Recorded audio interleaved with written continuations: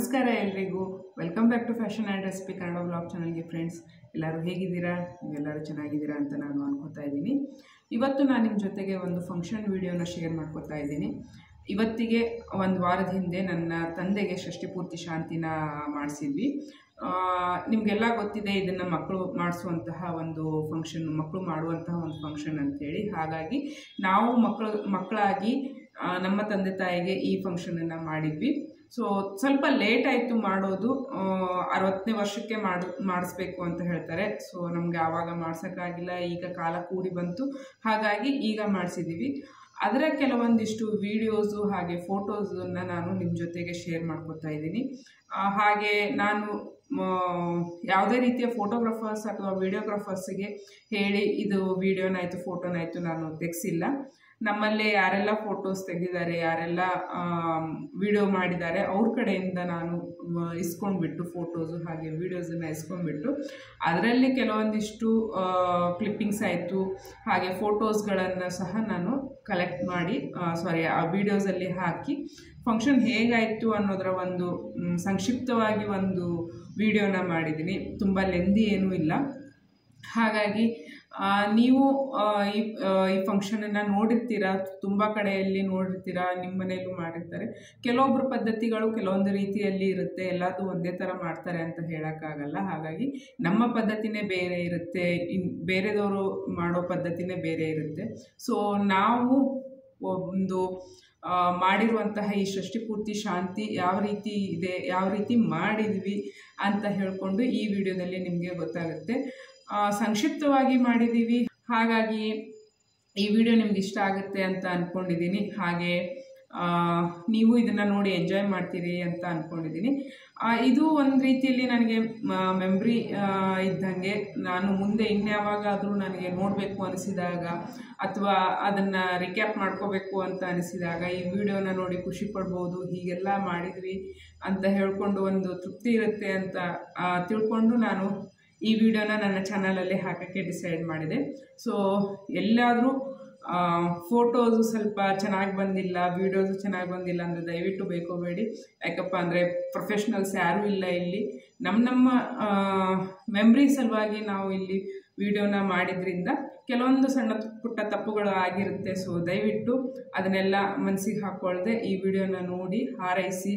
ಹಾಗೆ ನನ್ನ ತಂದೆ ತಾಯಿಗೂ ಸಹ ನಿಮ್ಮ ಹಾರೈಕೆಯನ್ನು ಕೊಡಿ ಅಂತ ಕೇಳ್ಕೊತಾ ಬನ್ನಿ. ಹಾಗಿದ್ರೆ ನಮ್ಮ ಮನೆಯಲ್ಲಿ ಆದಂತಹ ಈ ಷಷ್ಠಿ ಪೂರ್ತಿ ಶಾಂತಿ ಹೇಗೆ ನಡೀತು ಅನ್ನೋದನ್ನು ನಾನು ತುಣುಕಾಗಿ ನಿಮ್ಮ ಮುಂದೆ ಇಡ್ತಾ ಹೋಗ್ತೀನಿ. ಸೊ ಹಾಗಾದರೆ ವಿಡಿಯೋನ ನೋಡ್ಕೊಂಡು ಬರೋಣ. ಇದು 16ನೇ ತಾರೀಕು ಬೆಳಿಗ್ಗೆ ದಂಪತಿಗಳನ್ನು ಕೂಡಿಸ್ಬಿಟ್ಟು ಎಣ್ಣೆ ಶಾಸ್ತ್ರ ಅಂತ ಹೇಳಿ ಮಾಡ್ತಾರೆ. ಎಲ್ಲರೂ ಮಾಡ್ತಾರೆ ಅಂತ ಅಂದ್ಕೊಂಡಿದ್ದೀನಿ. ನಮ್ಮಲ್ಲಿ ಈ ರೀತಿಯಾಗಿ ಮಾಡ್ತಾರೆ. ಮೊದಲಿಗೆ ಸ್ವಲ್ಪ ಅಕ್ಷತೆಯನ್ನು ಇಬ್ಬರು ದಂಪತಿಗಳಿಗೆ ಹಾಕಿಬಿಟ್ಟು ಆಮೇಲೆ ಕೊಬ್ಬರಿ ಎಣ್ಣೆ ಮತ್ತು ಸ್ವಲ್ಪ ಅರಿಶಿನ ಕೈಯಲ್ಲಿ ತಿಕ್ಕೊಂಡು ಈ ರೀತಿಯಾಗಿ ಹಚ್ಚೋದು ನಮ್ಮಲ್ಲಿ ಪದ್ಧತಿ. ಹಾಗೆ ಮಾಡ್ತಾ ಇರೋದು. ಮತ್ತು ಒಬ್ಬರೇ ಮಾಡಬಾರ್ದು ಅಂತ ಹೇಳ್ಕೊಂಡು ಇಬ್ಬರು ಮಾಡಬೇಕು, ಒಂಟಿಯಾಗಿ ಮಾಡಬಾರ್ದು ಅನ್ನೋದಕ್ಕೋಸ್ಕರ ಇಲ್ಲಿ ಇಬ್ಬರು ಮಾಡ್ತಾ ಇದ್ದೀವಿ. ಜಾಸ್ತಿ ಜನ ಇದ್ರೂ ಪರವಾಗಿಲ್ಲ, ಬಟ್ಟು ಬೆಸ ಮಾಡಬಾರ್ದು ಅಂತ ಹೇಳ್ಕೊಂಡು ಅಷ್ಟೇ. ನಂತರ ಗರಿಕೆ ಹುಲ್ಲಿನಿಂದ ಈ ರೀತಿ ಮೊದಲಿಗೆ ಭೂಮಿತಾಯಿಗೆ 3 ಸಲ ಹಾಗೆ ಹಣೆಗೆ 3 ಸಲ ಹಚ್ಚೋದು ನಮ್ಮಲ್ಲಿ ಪದ್ಧತಿ ಇರೋದು. ಸೊ ಹಿರಿಯರ ಮಾರ್ಗದರ್ಶನದಲ್ಲಿ ಈ ರೀತಿಯಾಗಿ ನಾವು ಮಾಡಿದ್ವಿ ಎಣ್ಣೆ ಶಾಸ್ತ್ರನ. ಕೆಲವೊಬ್ಬರು ಇದಾಗಿಂದ ಎಣ್ಣೆ ಹಚ್ಕೊಂಡು ಸ್ನಾನ ಮಾಡ್ಕೊಂಬರ್ತಾರೆ. ಕೆಲವೊಬ್ಬರು ಇಷ್ಟೇ ಎಣ್ಣೆಯಲ್ಲಿನೇ ಈಗೇನು ಹಚ್ಚಿರ್ತೀವಿ ಅರಿಶಿನ ಮತ್ತು ಎಣ್ಣೆ ಇದರಲ್ಲಿ ಹಾಗೇ ಸ್ನಾನ ಮಾಡಿಕೊಂಡು ಬರ್ತಾರೆ. ಇದು ಒಂದು ಶುಭ ಸಂಕೇತ ಅಂತ ಹೇಳಿಕೊಂಡು ಅಷ್ಟೇ.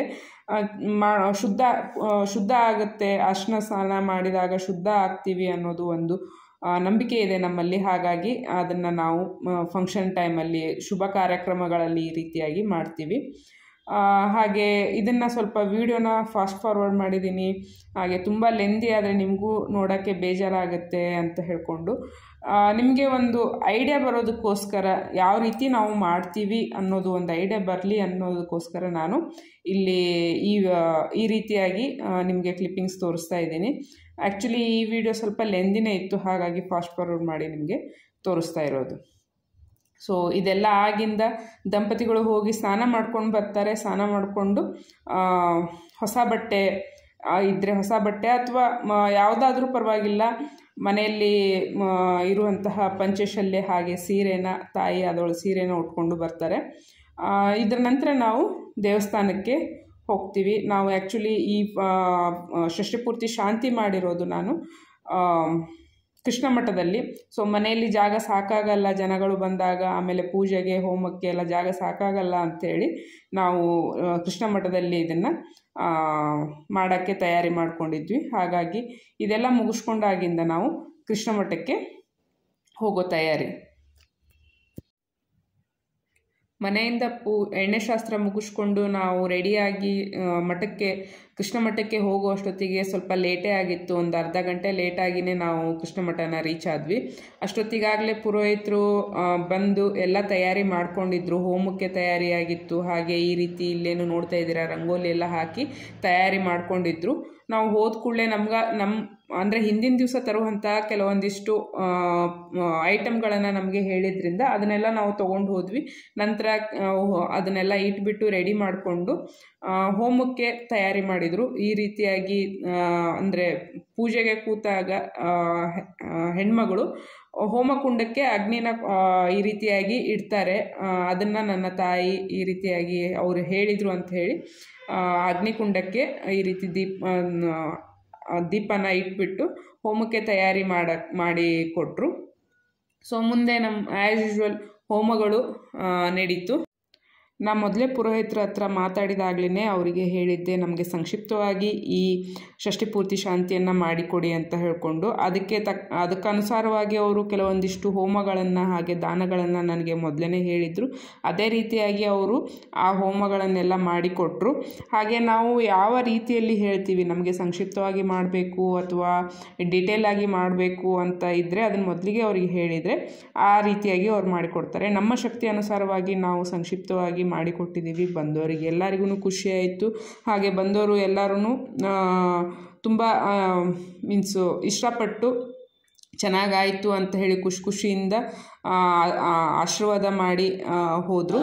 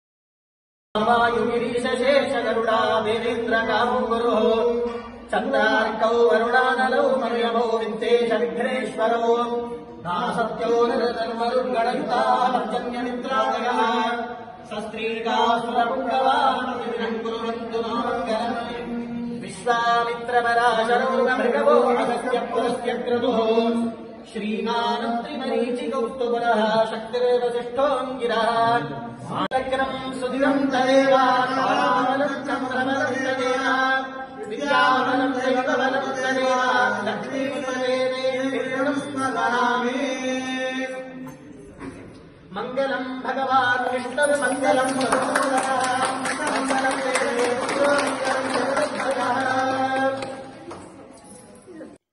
ಹೋಮ ಮಾಡಿ ಆಗಿಂದ ದಂಪತಿಗಳಿಗೆ ಹೊಸ ಬಟ್ಟೆಯನ್ನು ಕೊಡೋದು ಪದ್ಧತಿ. ಹಾಗೆ ನಾವು ಸಹ ದಂಪತಿಗಳಿಗೆ ಅಂದರೆ ನನ್ನ ತಂದೆ ತಾಯಿಗೆ ಹೊಸ ಬಟ್ಟೆಯನ್ನು, ಸೀರೆ ಮತ್ತು ಶಲ್ಯ ಪಂಚೆಯನ್ನು ತೆಗೆದಿದ್ವಿ.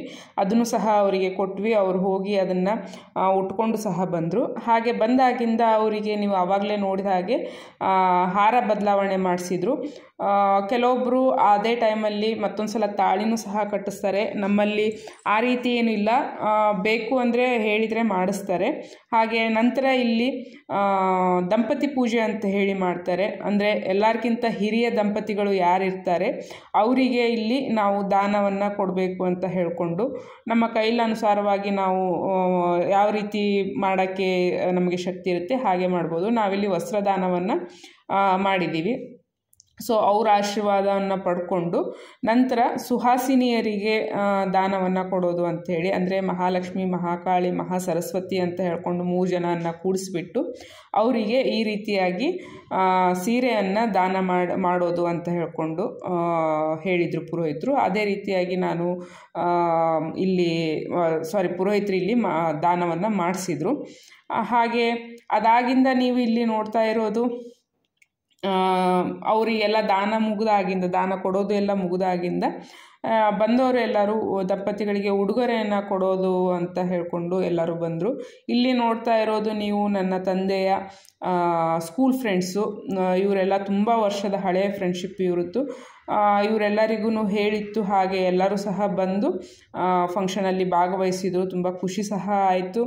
ಎಲ್ಲರೂ ಎಂಜಾಯ್ ಮಾಡಿಕೊಂಡು ನಮ್ಮ ಮನೆಯಲ್ಲಿ ನಡೆಯುವಂಥ ಫಂಕ್ಷನನ್ನು ನೋಡಿ ಖುಷಿಪಟ್ಟರು. ಹಾಗೆ ನಮ್ಮಲ್ಲಿ ಬಂದಂತಹ ರಿಲೇಟಿವ್ಸು ಸಮೇತ ಫಂಕ್ಷನಲ್ಲಿ ತುಂಬ ಎಂಜಾಯ್ ಮಾಡಿದರು. ಹಾಗೆ ಅವರು ಸಹ ಉಡುಗೊರೆಯನ್ನು ಕೊಟ್ಟು ಹಾರೈಸಿದರು. ಇದು ನೆಕ್ಸ್ಟು ಇಲ್ಲಿ ನೋಡ್ತಾ ಇರೋದು ನಮ್ಮ ತಾಯಿಯ ಫ್ರೆಂಡ್ಸು ಒಂದಿಷ್ಟು ಜನ ಬಂದಿದ್ದಾರೆ.